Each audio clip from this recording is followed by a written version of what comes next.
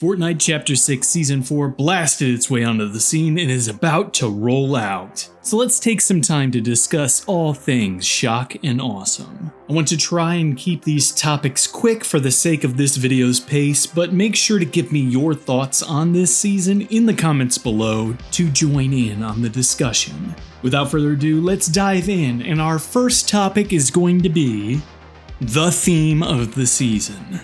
As a refresher for those of you that are watching from the future, this season focused on a bug invasion from the spirit realm, where a bunch of carapace-clad creepy crawlies were changing the island. The OXR were a militaristic force that were tasked with holding back the insect invaders and taking back different parts of the map. And in some ways they might have been a little too effective, because at a certain point the bugs just kind of disappeared. Granted, this was after the Megazord from Power Rangers was added to the game and we fought a giant bug queen that Rita Repulsa herself made gigantic, so maybe that was meant to be the climax of everything, I'm not really sure. All in all, it was a pretty great theme in my opinion, but I do have some gripes we're going to cover in a little bit. The heroic rank system from Chapter 6 Season 3 returned, but with a twist. Via increasing your OXR rank, you not only got access to some exclusive bunkers throughout the map, but you also got some cool new loot directly airdropped to you via a drop pod, which was very thematic for the season, I must say. I really like this system, and I hope that Epic Games continue to use the rank up system going forward.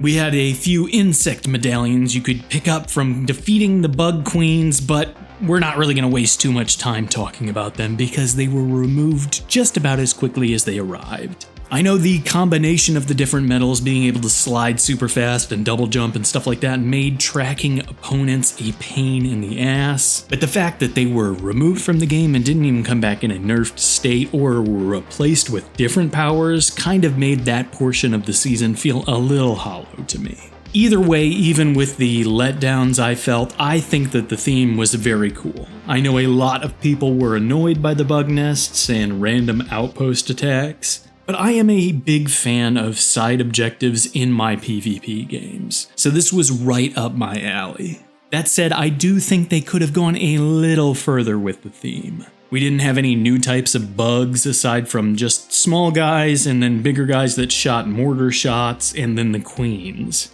I think it was really a missed opportunity to not introduce different types of bugs throughout the season. Insects in the real world are so varied, so there's so many different looks they could have given our buggy buddies. I don't know, it just kind of felt like a half measure to me and not really fleshed out in the way I would have liked it to be. We already touched on the map a bit in the theme section, but the big things that stood out to me this season were the bug hive areas that were infested, the OXR outposts that were under attack from invading forces, and the bunkers you got access to that I previously mentioned with a higher OXR rank. The changes throughout the island's POIs were cool at first, but I really thought we would see more of a battle for control between the bugs and the OXR as the season went on, and that never really came to fruition. I was thinking maybe one week the bugs would infest a new area, and then the next week the OXR would liberate a previously controlled territory, kind of changing which areas were infected at any given point throughout the season. I don't know, they just didn't go very far with it. I felt like they could have done a lot more with the concept, and I just wish that they would have pushed everything this season a little further with the ideas that they were trying to set up. Moving on to the items and weapons for the season, they all felt pretty good to me. I'll keep it quick. Probably the most notable weapon in my opinion was the Wrecker Revolver, which caused a ton of havoc early on and was pretty good still after a couple rounds of nerfs. I really enjoyed using the weapon throughout the season, even if it did feel like it did a little too much, if I had to be honest with you. Usually when you're using a shotgun, you have to trade off range for that big burst of damage, but not with this revolver. You could just do it all at any range. Again though, I'm guilty of trying to crutch on it in pretty much every game I found it in, so who am I to actually judge? Another thing I'm kind of two minds about was the return of the Hollow Twister AR, which was similar to what we saw last season in Super. I love this gun. It's probably my favorite from the entire chapter, but I was kind of like, Ugh, do we really need to bring it back to the loot pool again? Don't get me wrong, I was so happy to see my old friend because I really can't take players out at a range if I don't have it, but at the same time, I would love to be forced to use some of the other ARs more. It seems like Epic Games gets cold feet about halfway through the season and just brings back guns that they know that we like in order to try and retain more players. And I'm not sure how I feel about that kind of balancing. Overall, though, I do feel like we had a good balance of healing and utility items this season, and I never really felt like starved out for resources unless I was being like a complete doofus and just not picking stuff up when killing enemies. Moving right along, though, our next topic is the Battle Pass. So once again, we're going to quickly go over the Battle Pass skins at the end of the season here with my thoughts on how I feel about them now, because you guys seem to get a kick out of how my opinion changes throughout the season. First up on the pass is the Halo Spartan. This skin was as cool as I initially thought it would be, and I'm very happy to have it in my locker.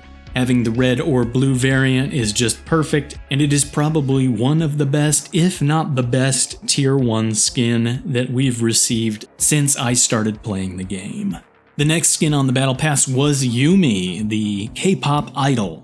And I have to say, this skin really grew on me. I really enjoyed using it, and I think that it was second only to another skin we'll talk about here in a moment in terms of surprising me when I actually got around to playing with it. I really like her style, I think it's great, and while I'm not usually one to use like cutesy type skins in games, I am glad to have this option available to me. Agent Patch was up next, and I pretty much feel the same way I did about him when the season started. I'm usually not into the whole humanized animal skins, but he's a solid pick as he is not too cutesy or not too serious. I don't know how much I'll use him in the future, honestly, and that's the biggest thing kind of holding him back in the ranking, but it was fun to play with him while he was here. Next up on the pass was Mei, and Mei really surprised me because initially I thought she was really cool and interesting with her robotic hands, and I don't know. She just didn't really impress me as much as I thought she would, even with the clearly superior chill gamer variant. Something about this skin just left me wanting, and I kind of felt like it ended up looking a little weird after I looked at it for too long. I'm sure a lot of people still really like this skin, and that's fine, more power to you. I just wasn't as excited to use it as I expected to be when I got to that point in the Battle Pass. On the complete opposite side of the coin, we have Lieutenant Rip Slade. And I don't know what it was, but I just really enjoyed my time playing with this skin. I'm not sure if it's the grizzled manly vibe or the option to have the helmet, which is a lot better than just the eye patch in my opinion, or the overall clear plastic aesthetic of him, but I really enjoyed it a lot more than I thought I would. I even changed my opinion on my initial gripes about the colors on the main skin, as I think that the orange and gray is actually perfect after seeing it in game, and way better than the Nocturnal variant. This skin was definitely the sleeper hit of the season for Haunted House in terms of a skin that I thought I would hate but actually enjoyed, a lot like Ziggy from the Super season was. Next up we have Onyx Winter, another skin that kind of fell flat for me, I'm not gonna lie to you. Don't get me wrong, she's cool, she's got the secret agent vibes, but something about it just kind of felt, I don't know, phoned in, I guess, when I finally unlocked her. Once again, not hating if you enjoy her, more power to you. She's just not for me. And last, but certainly not least, Tommy Oliver. Those of you who watched my initial impression review of the Battle Pass will know that I was a big Power Rangers fan, a big fan of Tommy in particular, and also a very big fan of Jason David Frank. So I'm really happy to have this skin in my collection. Being able to swap between the Green Ranger and the White Ranger is just a dream come true for me. It actually means a lot, and I will definitely be using this skin going forward. So this, of course, has to be my favorite skin from the pass. There was also the Megazord secret skin for the season, which was a nice bit of fan service. But for as cool as giant robots are, I think I'll stick with Tommy personally. So this would be my updated tier list of skins for the season. It would look a little something like this.